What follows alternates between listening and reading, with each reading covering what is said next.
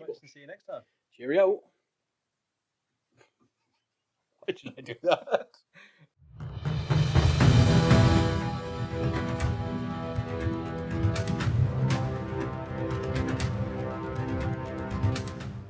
Okay, well, welcome to another episode. Today I am joined by the illustrious Gibbo, the man, the Illustrious. myth, the man, the myth, the legend. Good evening, good morning, and good afternoon. The liability. I knew that. I've earned that right. After about almost 10 years of friendship, I think we're on that level. It's fine. Thank you very much for joining me. Of course, thank you for having me. As we do on every podcast, we're going to go through the standard questions. Where are you from? Rapid fire questions. Rapid fire questions. Ready. I'm ready. So I am from the middle of nowhere in the arse end of nothing. I live in South Warwickshire. Nearest town would be Stratford upon Avon. So yeah, that's the nearest town, but I'm about 15-20 minutes away from Jeremy Clarkson with his Clarkson's farm. Beautiful countryside, but arse end of nowhere. What is your main game system and armies that you're playing at the moment? So main game is Horus Heresy. I've been playing it for longer than I care to remember, but pretty much just after the start of the Black Books in first edition, playing just before Betrayal at Calth came out. And it's been Alpha Legion the whole time, the whole way, from first edition, second edition, into third edition. Can't get enough. No, well, I can't paint any other colour. You said it, not me. Yeah, it's entirely true. So yeah, Alpha Legion, I've probably got around, well, it's probably now about 9,000 points of them. There is 3,000 points of Terminators I've got somewhere, but I don't know where. Well, that's because the Alpha Legion are hiding. Exactly.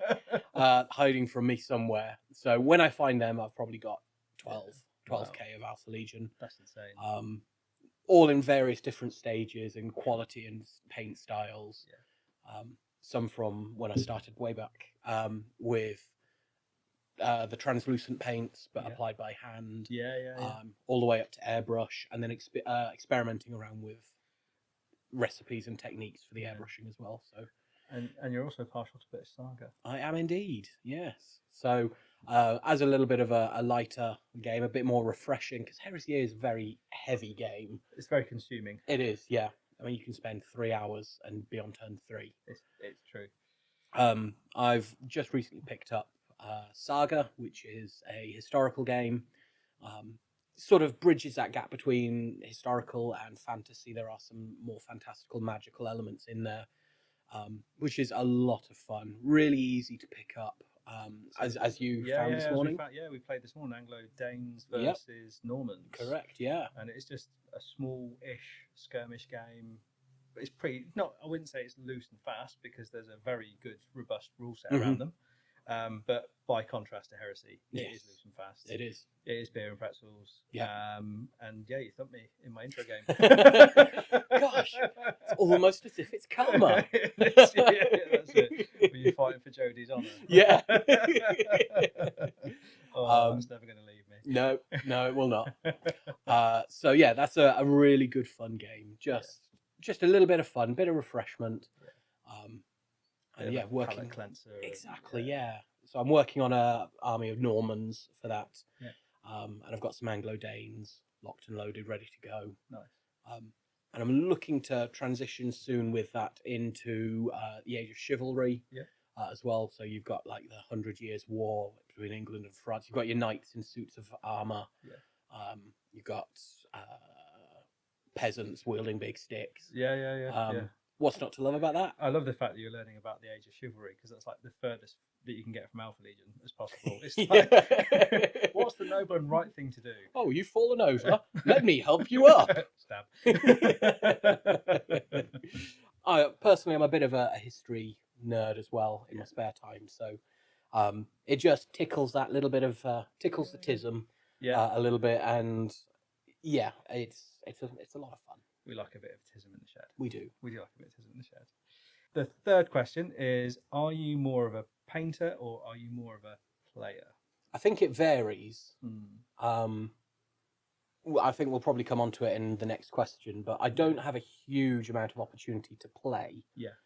When I'm playing, it's normally at an event. Sure. So that leaves a large amount of time for painting. Yeah. But I don't paint all that often either. You had quite a while you didn't paint at all. Yeah. But when I do paint, if I'm starting a project, I really want to push on it. Especially if there's some, like, if it's a small one with single figures, and I really try and apply myself and want to be a painter at that point. But sometimes you just want to crank out an army for the purpose of actually playing. Yeah. So I think I sort of sit in the middle. Yeah. But I would probably say I lean more towards the player. Sure. More often. I tried really hard then not to laugh when you said cranking one out. Cranking. Oh. And then moving on to what is my favourite question is: have you ever worked for GW? Because they're like vegans, they tell everyone. No, I haven't. No. However, there was a stage where I very nearly did. Oh wow. Fresh out of school, if you can imagine, baby-faced Gibson. I did look straight at the camera then at that point. I think we've got a photo from that time that we could Do use. not put that up. You are not allowed to use that. Well, we'll see. I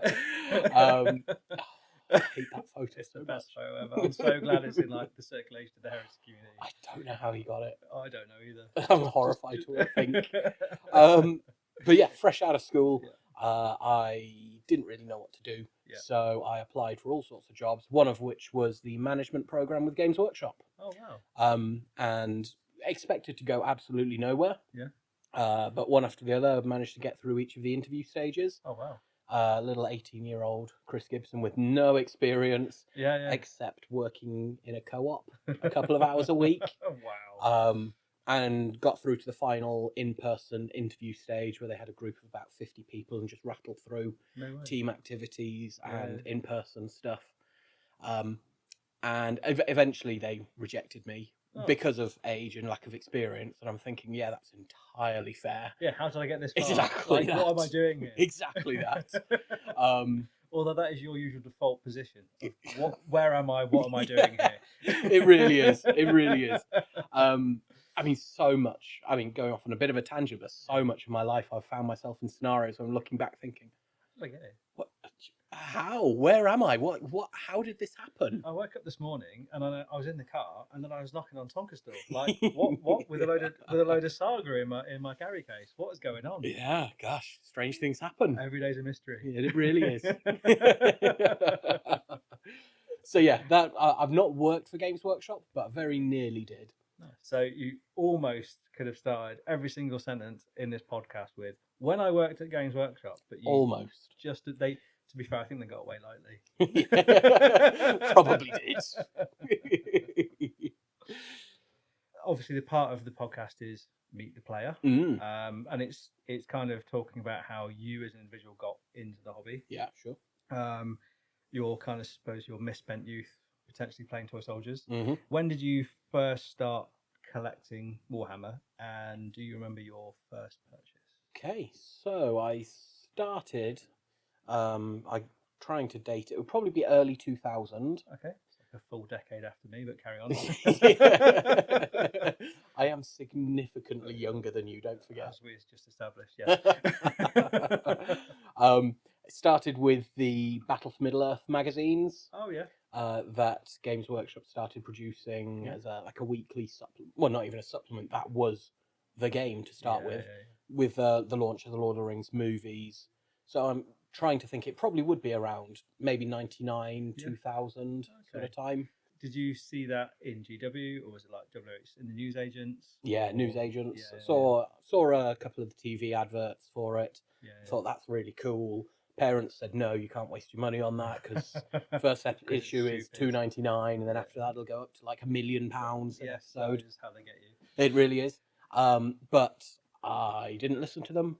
And look at me now. Exactly. I love that. So yeah, started off with that. Me and a friend would go in together on them. He would have the Rohan forces. Yeah. I went with the Urukai. Yeah. So it's sort of that two towers spin Yeah. to start with, at least. And yeah, had a great time with that, and eventually that built up. And over a couple of years, we had some huge battles. Really? Where we would literally have hundreds of miniatures out, No way. which for Heresy doesn't sound a huge amount, or in most other games. But for Lord of the Rings, yeah, that was a lot. Yeah, that was a lot. And then it wasn't until I can't even try and date it now, but eventually I got into 40k. Okay. I saw probably the Imperial Guard, Yes. or something like that. Good man. That was it. Yes, I remember. I was helping my dad on a job. My dad is a heating engineer. Right. And by helping, I mean I lifted a radiator with him up some stairs one time, and then got entirely distracted. One of the guys in the house had some Warhammer. He had some Imperial Guard. Oh wow! And I thought that's really cool. So is that the point where you dropped said radiator on your dad's foot, and then he cursed you for more? Quite possibly. I don't remember. So yeah, I saw the Imperial Guard and thought that looks really cool. Yeah. And the rest is history, really. Went down that rabbit hole. That would have been probably late 4th edition, early 5th edition 40k. Okay, yeah. Started with some Black Templars, and my actual very first purchase after going into the Games Workshop, speaking with the manager, I said I want to collect some Black Templars, and he goes, "Great, this is what you want," and hands me a Librarian in Terminator armor. Yeah, I remember you telling me about this, which is very Black Templars could not take Librarians in any form. You got fucking set up. I did indeed. So he sat around for a long old time. I was never a particularly good hobbyist at that time. Well, I'm not even now, but yeah, you are. Like my painting was atrocious. Yeah, but we all start somewhere. Exactly, yeah. But the one distinct memory I have is I bought a Predator tank. Okay. And built it and bought it in for a game in the shop. At this point in life, I was playing in the shop fairly regularly. In the Leamington Spa shop, where they had a good couple of tables. Yeah. And the manager saw it and said it was awful. Took it off me, threw it down the stairs in the Leamington shop. And here's the best bit. The manager only had one leg, so he hopped down the stairs and stamped all over the tank. What? Yeah, for real. Seriously? Yeah. That's awful. Well, he then came back upstairs and gave me a fresh one off the shelves and said, "Right, let's sit you down with one of his colleagues and we'll build it together." So he showed me how to build it properly. I mean, that's still pretty traumatic. It was. Yeah. How old were you when that happened? Please don't say 28. No, I would have been a teenager at some point. That's awful. Like, if it was me, he wouldn't have a leg. I'd have swept it. Yeah. That's so yeah, awful. that happened. That happened. Apparently, you'd done it to a kid's monolith as well before at one point. Yeah, that wouldn't wash in today's customer service, let alone HR. No. But I got a free, well, not a free Predator, but another Predator, and we went through the process of building it properly, and they sort of coached and mentored me a little bit more with it then. Wow. And so I got a better product out of it at the end. Yeah. I suppose you got the support, but obviously you also got the PTSD. Yeah, never throw people's models downstairs and stamp on them. Yeah, that's awful. Yeah, I'm sorry to hear that. Yeah. It happened a long time ago. So going back to like that first, all those early kind of days at the shop, like what was the scene like in terms of what games were you playing, and then how did you go from, or what got you from just playing at the shop or at home or whatever to actually being corner pin of the Heresy community? I mean, I do have to carry you at times, yeah, I know. What? I literally have to write you in it. Like, I have to tell you everything. Don't even get me started on Malmo. Like, I don't even know how you got there. I'm so impressed, but you did. I don't either. Growing up in the local Games Workshop, I would probably go there every weekend once I got my own independence. So once I got a moped. Did you have a moped? Yeah. Oh my god, this is very amazing. nearly brushed over that there. Little 50cc moped, which dragged me around all over the place. Amazing. Yeah, the best thing was it was my older brother's before me. Oh really? And he used to take it every couple of nights over to Oxford. Wow. To see his now wife, his then girlfriend. Oh wow. So it had a lot of mileage from that, and then it had me, my lard ass, lugging me around. Leamington each weekend, Cheltenham at times. built up a load of miles on it, and then I had my younger brother as well. I can see you on a moped actually. Yeah, I think it would suit you. Yeah, it was pretty good. Yeah. I mean, it's independence, isn't it? Exactly. So who cares? Yeah, who cares? Exactly that. When you live in the middle of nowhere, yeah, you need some sort of transport. So absolutely. Once I had that, I would be going into the Games Workshop in Leamington, probably most weekends. Yeah. And just rock up and take some hobby stuff with me. Maybe try and get a game. Yeah. Normally it was 40k being played. What was it? Still Black Templars that you were playing then? Yes, or eventually Tau or Imperial Guard. Why does it not surprise me you play Tau? That does not surprise me in the slightest. It was before they were too oppressive.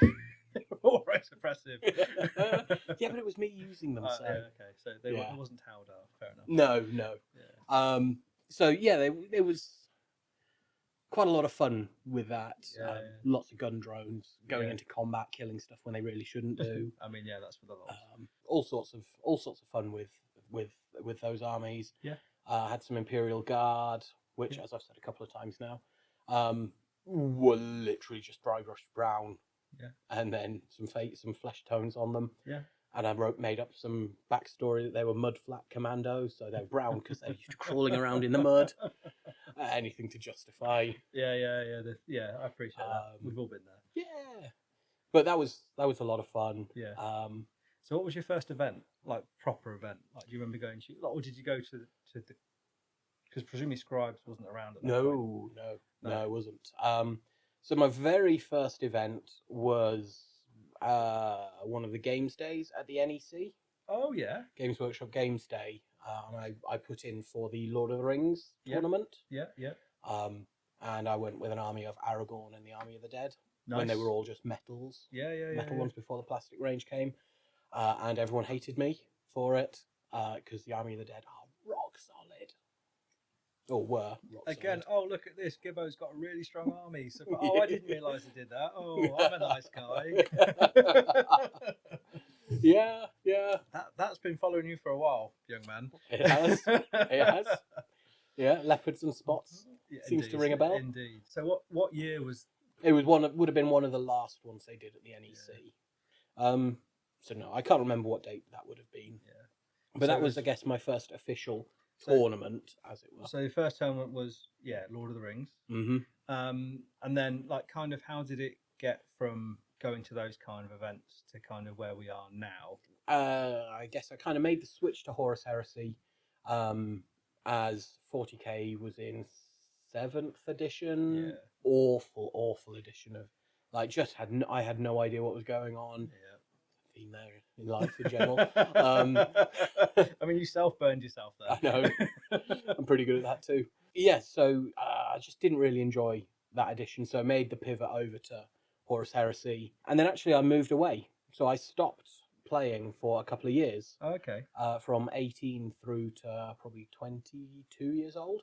Okay, yeah. I think that most of us stopped. Yeah. During that period. Yeah, unlike most, though, it was because I went to Bible college. Fair enough. Yeah, so I spent 2 years working for a church, doing youth work. So you basically swapped one big rule book for another. Exactly that. Exactly. Well done. Yeah, so then I just did no hobby for a time over that. And then I came back and fresh start, went in with Horus Heresy. Yeah. Got online on as there used to be a discussion forum. Yeah. I forget the name of it now, but I think Mike Fellhanded was in that. There was a couple of other guys who are names that we both know. Yeah. Now we're on that. And it was just a forum, just a heresy forum. Yeah, that was out there. People discussing army lists, paint schemes, and they did. And Garrow was on it as well. Facebook Garrow. Yeah. He organised an event in North Oxfordshire. Okay. At a hotel where I think he worked. Right. Okay. So it was sort of a residential thing, Yeah. and then they had a couple of conference rooms where they'd just cram tables in. Oh wow. And I looked at it, and it was like 20 minutes away from me. Yes. I'm going. Yes. So I went. So that was my very first Horus Heresy event. Yeah. And then I think 2 weeks after that was my first Greetings from the Warp. Oh wow. Event. Yeah. So I really just dived in. That's amazing. Straight on into the deep end from just a small group of people all the way into Greetings. And because I honestly, and I don't mean this in like a negative way, but I don't remember Heresy with you not being there. If that makes sense. Like you seem to have always been there since I've been playing. Yeah. I can't remember the first time. I can't remember the first time we met. I know, obviously, when you go to events, there's normally a crowd of you, sort of thing. But I do know that whenever we did play, it was always just shenanigans, the highest order. All right. I think failing fear checks. Yeah. Back in first edition, we had to test every turn, didn't you? You had to try and pass a leadership test. You're bringing your Galvor back near me. Oh no, I'll just run away then. Apparently, literally every time. And I'm fairly certain you had a Sakaran Venator one of our games, and you like immobilised yourself facing the wrong way turn one, and it was just like sounds about right. It's just like Gibbo, what you like. But I think we're on equal games. Like I think we've, I think we are. Yeah. I think we're actually, can't remember. So you kicked my ass first time at the Legion of Peterborough. Yeah, that event that won us in Colossus. Yeah, I remember that. That was the one with all the fear checks. Yeah. Then that's we where played. It started. Yeah. Then we played one evening before a greetings. Yes. Oh, and you smashed me. I did. You smashed me. Yeah, you did. Yeah. I think I was running word bearers and militia. And Sounds I just right, couldn't get into it. Yeah, you just didn't find your rhythm. You just took me off the table in 2 turns. Something like that. It's not the rhythm, it's because you smashed me. And then just recently we played that game at Warhammer World. We did, yeah. And I honestly can't remember. I haven't got a clue. I can't remember what army I played. It was your mech, because you had the Brass Scorpion and the Knight. Oh, I'm sure it was a friendly draw then. We'll call it a draw, shall we? A draw. Yeah. But I think it's high time for us to get another game in at some point. I agree, yeah. And yeah, from that onwards, just sort of attended as many events as I could. Yeah. And for the first 5 years of playing Heresy, I was probably at 1 or 2 events every month. Every month. Yeah, absolutely. Yeah, just out and about. Back in the good old days of limited responsibility. Yeah, absolutely. Before we became all working stiffs. Yeah. I mean, something I think you may have mentioned before is that if gaming is your social life, if getting out and seeing people and playing Warhammer is how you wind down, do it. I think sometimes that the gaming comes second. It does. It genuinely 100%. Sometimes it comes second. 100%. And it's like, we can just rattle through the game as quickly as possible and then just have a chat. Yeah. Which is really quite nice. Absolutely. Yeah.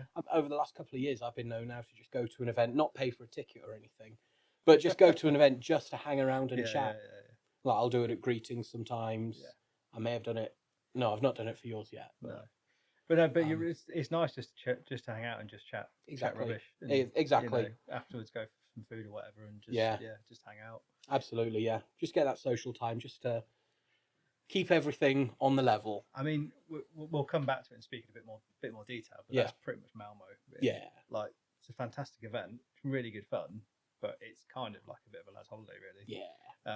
It's just a good excuse to go and hang out with the Swedes and Danes. Absolutely. Absolutely. They're good lads. Yeah. And lasses. Yes. Oh, that's amazing. Oh, bless her. She's brilliant. Yeah. You are involved with Scribes.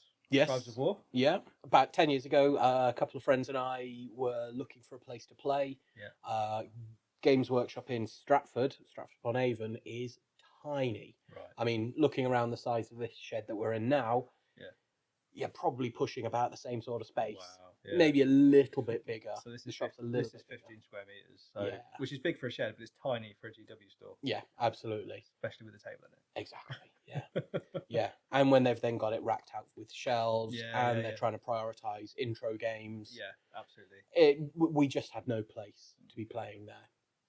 So we, a couple of friends and I started just going to a village hall. I was listening to your chatting with Alex the other day about Legion of Peterborough. Very, very similar. Just trying to find a place where we can all play. So we hired a village hall. We brought together what we had and got going. And that was Scribes of War, Scribes of War Gaming Club. And it's still going now, 10 years on.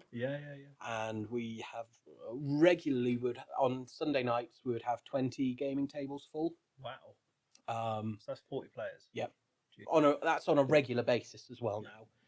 So we fill out our hall regularly. We're running every week. That's amazing. Primarily, it's seeming to be 40k, as you'd expect. Yeah. And at the moment, we've got a lot of Blood Bowl going on. Nice. We've got a couple of Blood Bowl leagues, so that's filling up time. A bit of Age of Sigmar. Yeah. We've got a good spread of games. But also there's the historics. There's the historics. Saga campaign going on. Indeed, we've got a Saga campaign, which I think, about to take the crown for. Of course, I think. Well, if anything goes by that intro game, I won't be surprised. So yeah, we've got all sorts of games going on. Yeah. On the side of that, through Scribes, I've been organising some Horus Heresy events in the Midlands, just to again give people the opportunity to play. There's not a huge amount of places and opportunity to play in this sort of Midlands belt. Yeah, you're right. Yeah, it's just kind of like a bit of a. It's because it's too expensive and no one can afford to live there. Yeah, it's true. And collect heresy. That's true. Even plastic heresy. Yeah, that's very true. I think it was on your podcast. I think Howie was pulling Ian's leg about complaining about where he lived or something. It's like, don't you live in like one of the nicest parts of the world? Yeah. And Ian's like, yeah, I do. Yeah. But talking about scary. Talk about your podcast. Is it 3 mugs and a 3 mugs and a monster? So I didn't at first understand what that meant. Yeah. So for those who haven't come across you yet, yes, which would be unsurprising because you are everywhere. Yeah. So 3 mugs and a monster. Do you want to give us a bit of a lowdown? Yeah. So I'm not entirely sure where the name came about, but a couple of months ago, again chatting to a couple of lads, just said, well, we've been chatting about Heresy, we've been collating ideas, we're all fairly local, so we bounce thoughts off each other. Yeah. Should we record us chatting? Yeah. Start a podcast? Yeah. I tried to make sure we had a bit of a mixture of experience in the game. Ultimately, I'm not wanting it to be just a Horus Heresy podcast. I'd like it to be a hobby podcast in general. Yeah. Because you've got Ian, Tuggy, and Howie. Yep. All 3 legends in themselves. Absolutely. Yeah. And then you're the Ringmaster. Exactly. I heard the cats. I press the buttons to record things and make it go live and do the editing. You watch the one YouTube video on how to run a podcast. Not even. Not even that. Yeah. No. Just make up as you go it says red. Record. Red means faster. What? So that's been going for 5 episodes now. Just having a lot of fun. Good. So if people want to find you, how do they find you? So on Instagram, I am at TheUnbrokenChain. You are. The podcast is at 3. I'm sure Tonka will do something here, wherever they are. Getting you fucking dancing on the feet now. That's going to be turned into a GIF. Please do. And delete it. Yeah, links below. Give us a 5-star review, and we will love you forever. Right, thanks very much, and see you next time. Cheerio. Why did I do that? Fucking hell. That's got to get cut. Jesus Christ. It's going to be the intro. Oh, God. Fucking hate that. Oh, that's amazing. Oh, dear. Thank you very much. You are most welcome. That is amazing. Yeah. Oh. Cool. Okay. Let's do the outro. And then say thank you very much for coming on. Yeah. We'll just go on about your Instagram. Just say Unbroken Chain, 3 mug 1 cup, and I'll.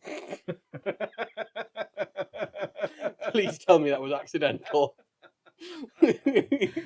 Just rolled off the tip of the tongue.